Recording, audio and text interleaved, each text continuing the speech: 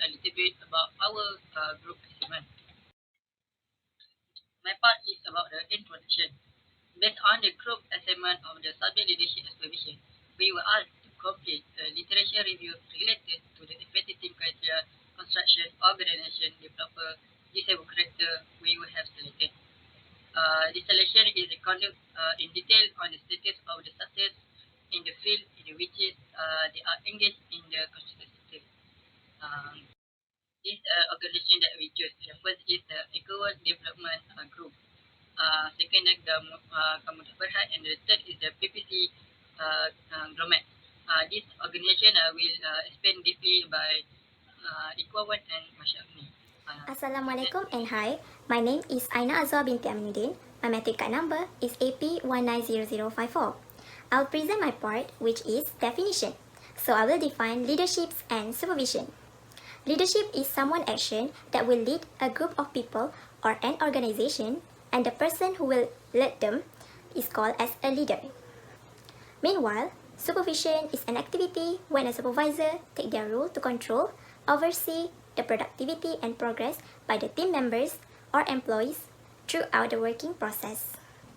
One could notice a leader from the follower by identifying a specific traits of a leader.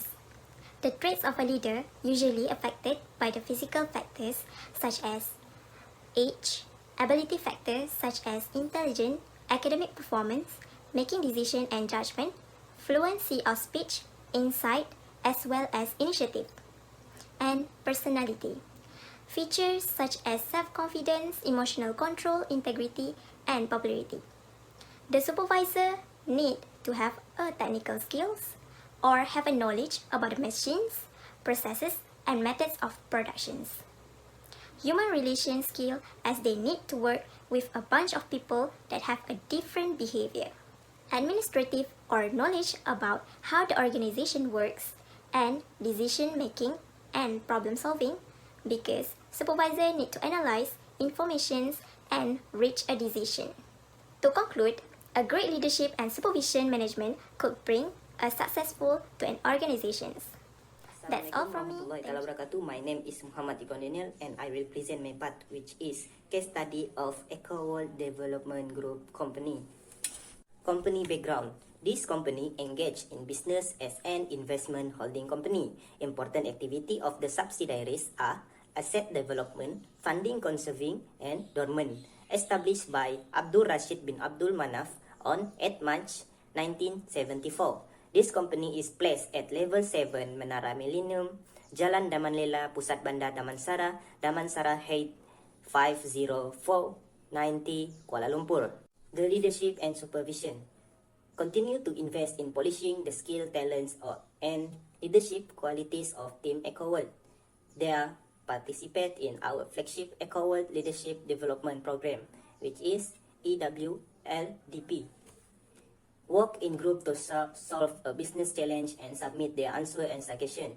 They launch the Pink Possible campaign, a complete framework of employee wellness program.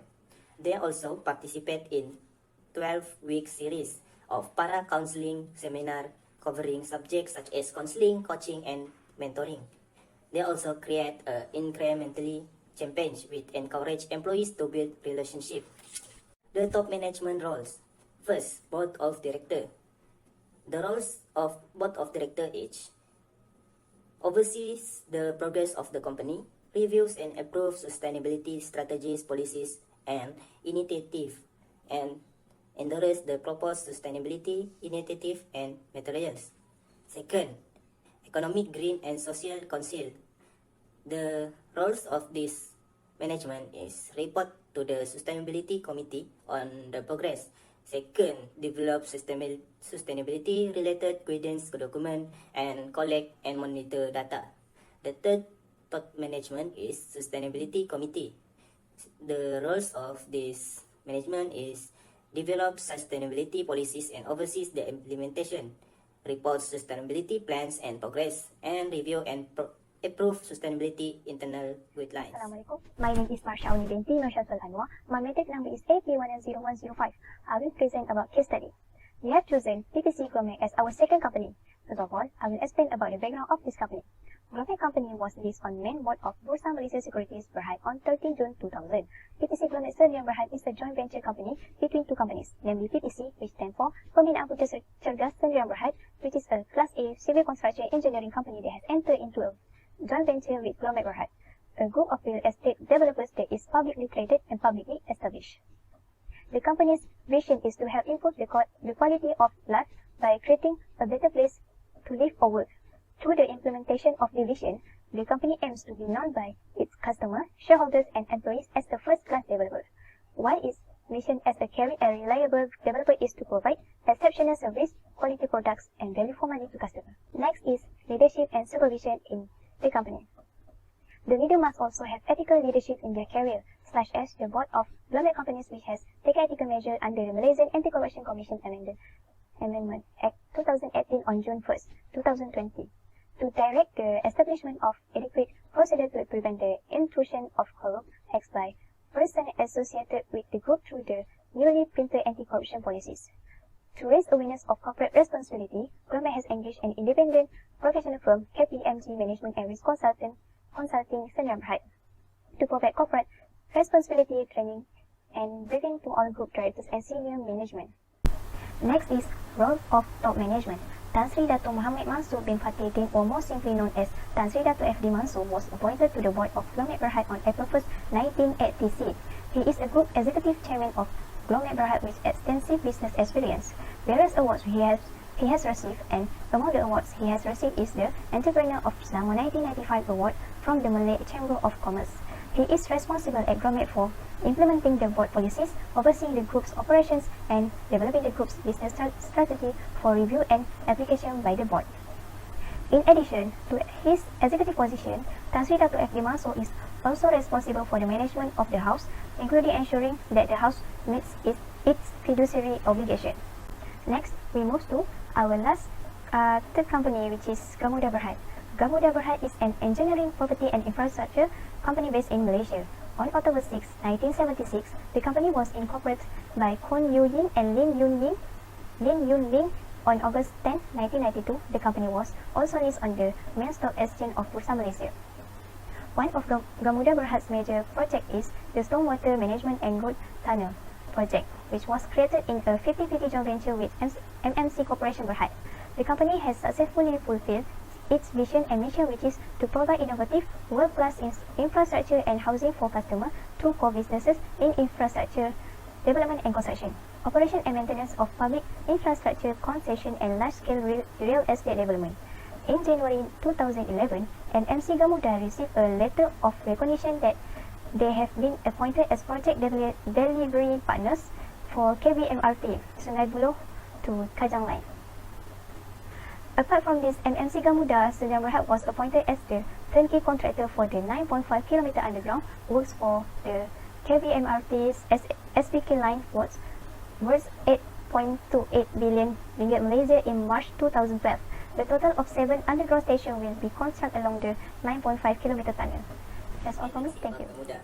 Leadership and supervision. The first, Gamuda Learning Center, GLC, which is the Training Rate Analysis. Second, English Language Unit, ELU. Third, Career Development Unit, CDU.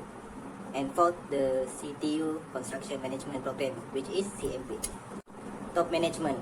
The first, Raja Datuk Sri Abdul Aziz, the Director General of Inland Revenue Malaysia.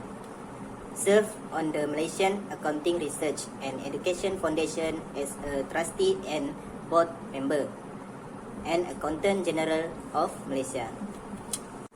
Second, Dato' Lin, which is Managing Director since February 10, 1981. Firstly, as Civil Engineer, offer more than 35 years of civil engineering and construction experience to the group. Major pioneer founder, has a thorough grasp of group strengths and skills. The third is Dato' Irha, which is member of board director since 1 February 1990. Has appointed to Deputy Group Managing Director on 1 June 2012. As a civil engineer and has a 36 years engineering expertise. Handle large-scale operate transfer (BOT) project from concept to complete.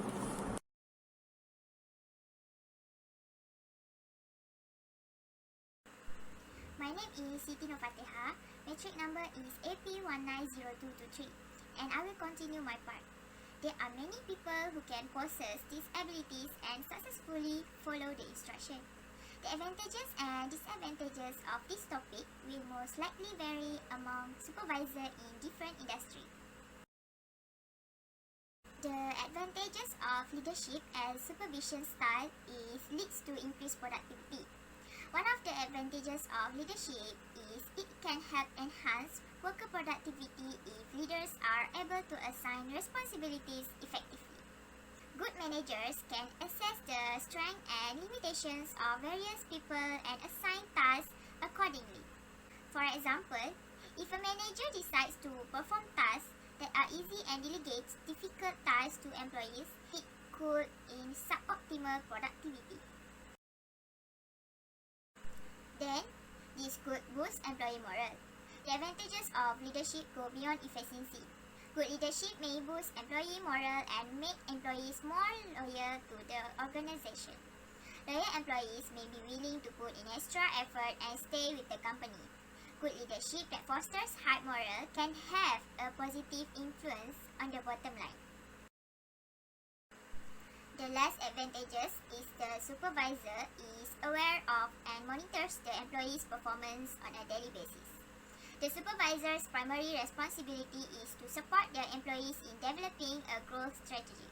The supervisor is directly accountable for ensuring that all employees understand the company's aim and objective in order for it to succeed. The supervisor has an ability to communicate with employees and ensure that they obtain training and build performance abilities that will help them advance in the unit or department. Next, we move to disadvantages of the leadership and supervision. The disadvantages of leadership and supervision style is takes time away from performing tasks. One of leadership's limitation is that ensuring that our people have the resources and training they require is not a productive task.